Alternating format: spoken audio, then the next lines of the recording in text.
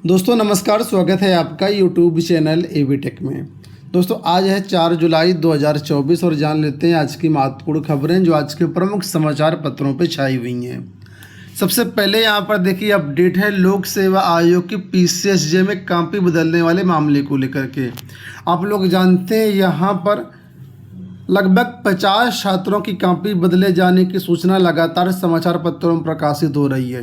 एक दो नहीं, सीधे 50 अभ्यर्थियों की कॉपी बदल जाना ये अपने आप में बहुत बड़ी गलती है।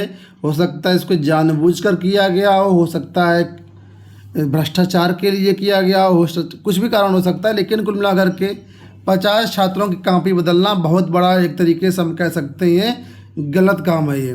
तो इसके बारे में यहाँ पर देखिए बताया गया है, जो इसमें हाईकोर्ट में जो याचिका डालने वाले अभ्यर्थी हैं उनकी तरफ से कहा गया कि आयोग की भूल मानवीय नहीं है, आपराधिक मुकदमा दर्ज होना चाहिए।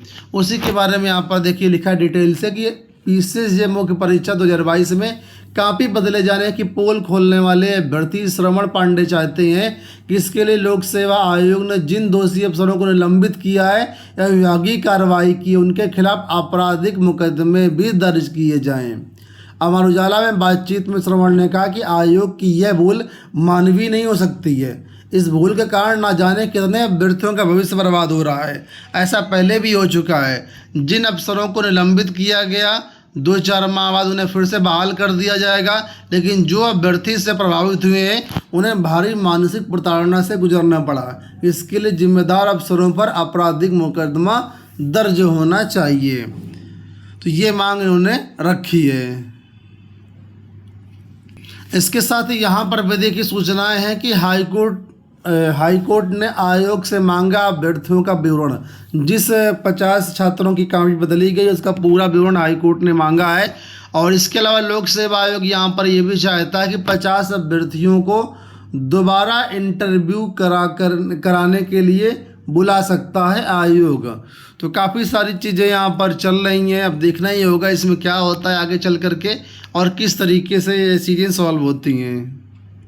चलिए हम लोग बात करते हैं अगली अपडेट के बारे में। तो यहाँ पर देखिए ये वैकेंसी आपके लिए आई हुई है कार्यालय जिला बेसिक शिक्षा अधिकारी देवरिया में, ठीक है। और यहाँ पर ये जो वैकेंसी है कस्तूरबा गांधी विद्यालयों के लिए है।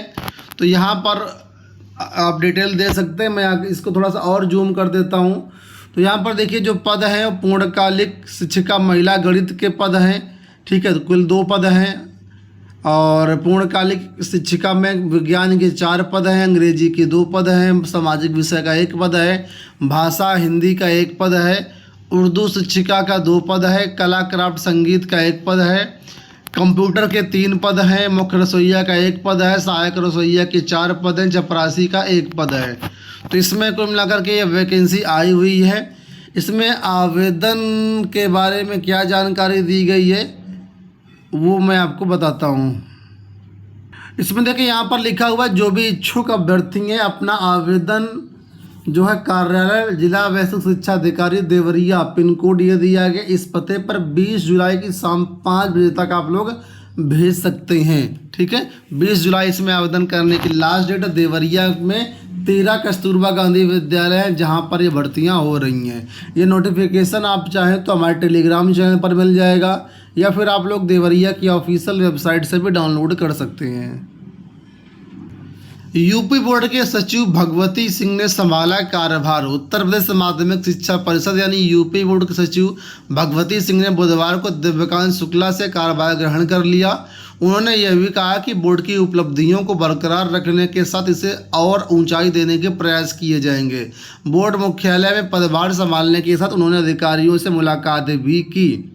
तो यहाँ पर देखिए ये नए हैं सचिव जो बोर्ड भगवती सिंह है, ये नए बनाए गए हैं। अब ये किस तरीके से आगे यूपी बोर्ड को ले जाते हैं अब ये देखना होगा। फिलहाल इन्होंने नया जो है कार्यभार अपना संभाल लिया है सचिव का।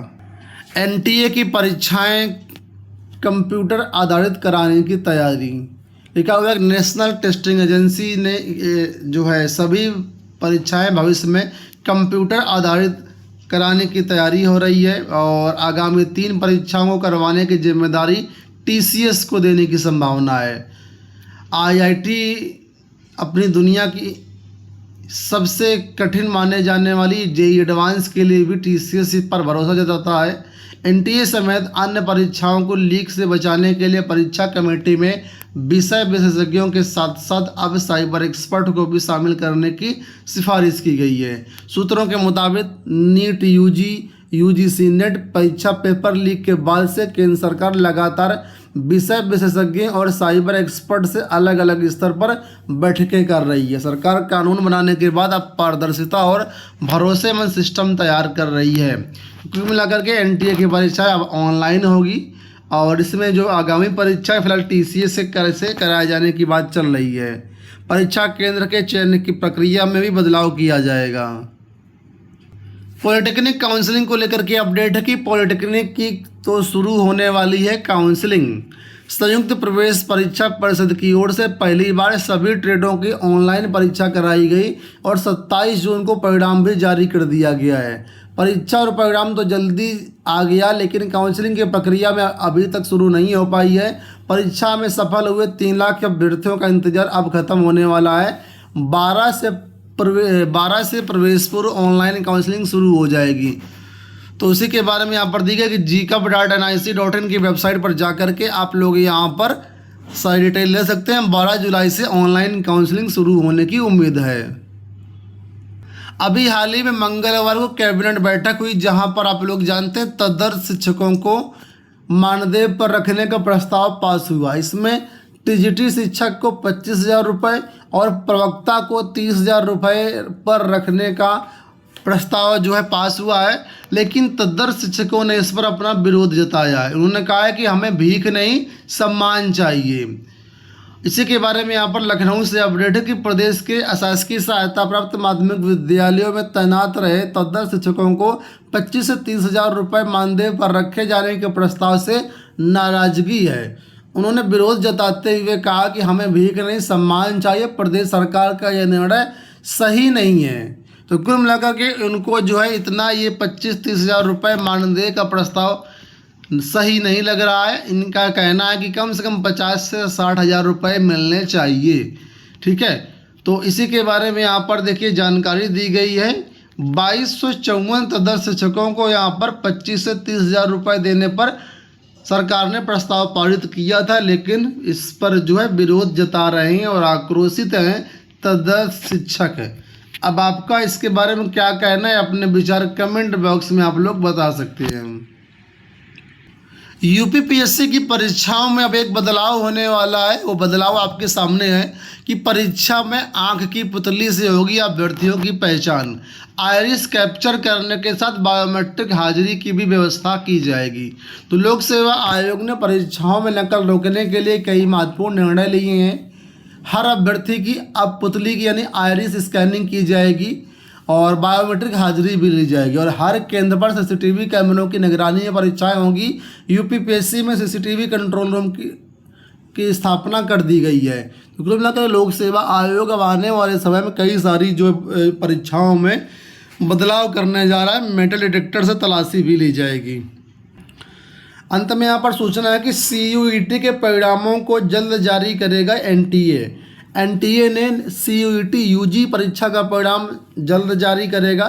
यूजीसी के चेयरमैन M जगदीश कुमार ने बुधवार को यह जानकारी दी। नीट यूजी परीक्षा को लेकर के शुरू हुए विवाद के बाद एनटीए ने इस परीक्षा के परिणाम की कोई जानकारी नहीं दी है। UGC chairman M Jagdish Kumar ने कहा कि एनटीए परीक्षा परिणाम जारी करने की तैयारी में है, जल्द नतीजा जारी किया जाएगा। तो जो भी लोग यूनिवर्सिटी में एडमिशन लेना चाहते हैं, ऐसे करीब 13 लाख से ज़्यादा छात्र हैं जिन्होंने पंजीकरण करवाया था और इन सभी को नतीजों का इंतजार है। तो जल्द ही इनके नतीजे जारी किए जाएंगे। उम्मीद करेंगे आज का वीडियो आपको पसंद आया होगा। फिलहाल इस वीडियो में इतना ही। धन्यवाद।